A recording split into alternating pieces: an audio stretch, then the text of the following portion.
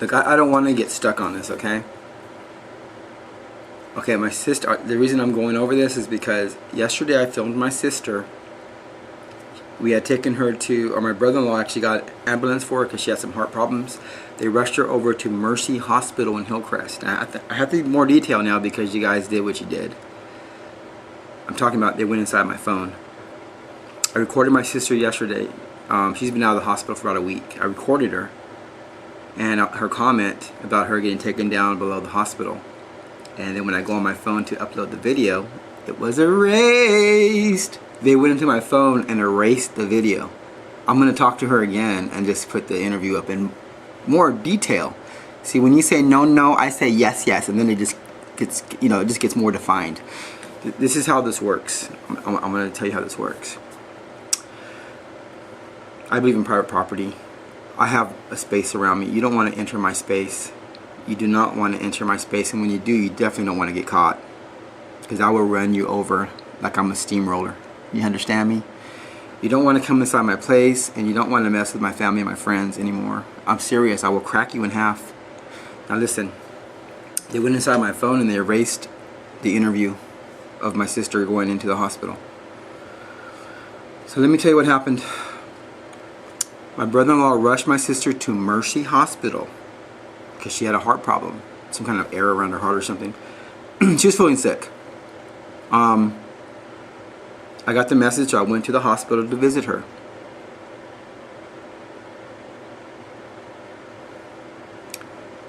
Now, let me back up. My brother-in-law actually came to my door. I heard a knock on my door in the morning. I was like, what the hell? 7 in the morning. So I opened the door. He's there with a blanket on him on my porch. I'm like, what are you doing here? He goes, no, I just came from the hospital. Your sister's in the hospital. So I, what? So I drove him to the hospital, and I saw my sister. She was fine. Well, she was there because her chest was hurting the night before. So I talked to her. She was great. She was in great spirit. She was back to normal. She was laying in a hospital bed, but she was back to normal. But she said she was shaken up. She was a little nauseous still. That was it though. Everything else was fine. I took her to McDonald's, got a coffee, brought her back to the hospital, visited her again, and then I said bye, and I said do not leave her here alone, because a year ago, Mercy Hospital, the doctor there put some poison in my IV and tried to kill me. And they know what I know, and I'm thinking, well, they know what I know, and they don't want to mess with me because I would get out. So my sister should be safe. That's what I'm thinking, right? So I leave her there alone. My brother-in-law stays with her. Next morning I get a call from her daughter. She's frantic. Where's my mom? Where's my mom? I'm like, at the hospital. She's like, no, she left the hospital. No one can find her. I said, well, her boyfriend Derek's with her. And she goes, no, Derek left her there all night. I said, I told him not to leave her there. Well, she was wandering around the next morning trying to stop trolleys and buses with her hands, that she had superpowers, wearing a hospital robe. So I said, my aunt saw me right away. My aunt's a retired school principal, and she saw me right away, and she goes, you hear about your sister? I said, yeah, Auntie, I don't think so, because I think the hospital drugged her pretty good, because she was sober when I saw her, and then why would she be walking around? Why would she flee the hospital in a panic attack, scared to death of them over there? She fled that place, and they had her on some kind of nasty stuff. I said, she must have been drugged up pretty good, Auntie, to have been there trying to stop cars, because when I saw her, she was in her right mind. She was sober. So here's what happened. I talked to my sister. She said they took her down under the hospital in the basement. And the doctors, women doctors and male doctors, were reptilian hybrids. They started talking to her in their mind, with their mind. Then she said the curtains were on their skin, like it was stuck to their skin, like it was part of their skin. This reminds me of a flashback, and I go, what is it? I see this at. There's a movie called Fire in the Sky, based on a true story. Guy gets abducted by aliens. There's a scene where they put this blanket on him and it becomes like his skin. And I go, well, my sister's telling me she hasn't even seen that movie, and it reminds me of that movie Fire in the Sky. So they took her underneath the hospital, and I put 2 and 2 together. Okay, we're battling aliens. I'm battling reptilian hybrids in my own life. They're surrounding me. There's a device we can see them. And if anything happens to me or my family or my friends, that device, that information will be released. And more. I'll just say that. Now, my sister told me this, and I was like, wow. She said, they broke my mind, Tony. They put me in some machine, She goes, it was like a demonic possession. I mean, they were like sticking to the curtains and stuff. If you would have been there, you yourself watching this, you probably would have shit your pants. This is what my sister went through under the hospital at Mercy all night long, okay? Like a cult ritual kind of crap. She fled that place in a hysteric. She's wearing nothing but her hospital robe. No chones, no panties, this is her hospital robe. This is a true story. Now I saw her, now this is what I can say. I was there the day before. Completely sober. I'll take a drug test anytime. And she was in her right mind. Okay? She was in her right mind. Now my question to you is, what did they do to her for her to flee that place in a panic like that? She said that what they did to her was, while the night went on, she was by herself there, they took her underneath the hospital into the basement, where they have weird machines, and it's like a spaceship shit down there. It's like aliens took over the hospital and they're underneath the hospital.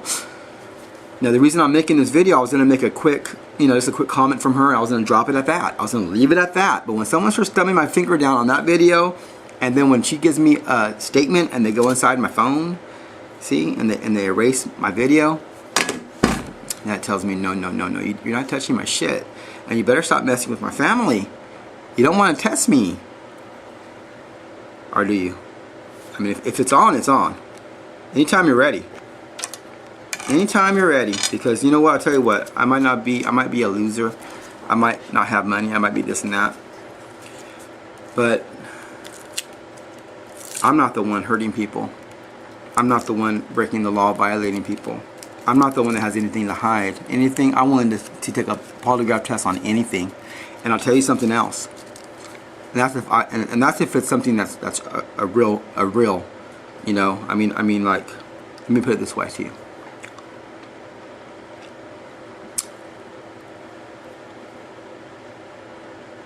Maybe I shouldn't post this. Maybe they were trying to help her.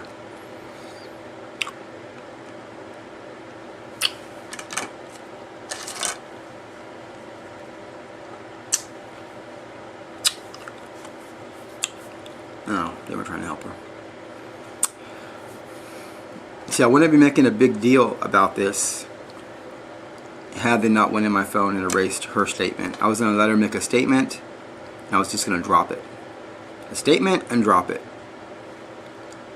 But hey, I'm going to tell you something, people. You better be very careful when you go to hospital, especially if you're a truther.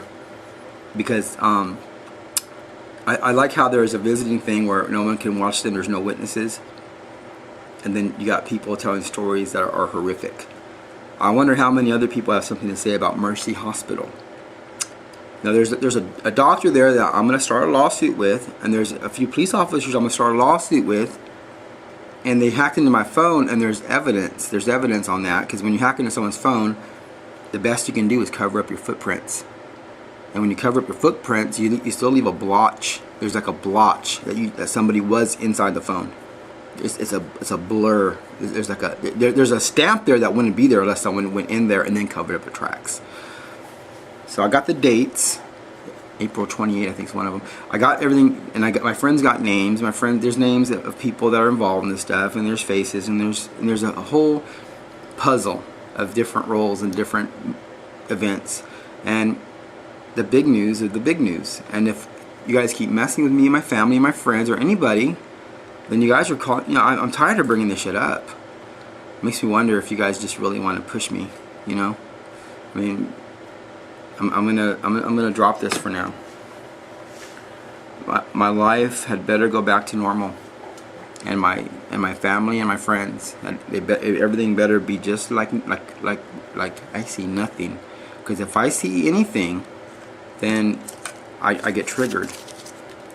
Then everything comes back to me. You understand? And then it's gonna be on. If you think you got me, then come get me. Come bring it on, because you're gonna shoot yourself in the face. The shit I got, you need to know that, one, it gets out that quick. Two, if you think everyone's just gonna go, oh, they're doing that, and it's just gonna be dropped, you are hallucinating.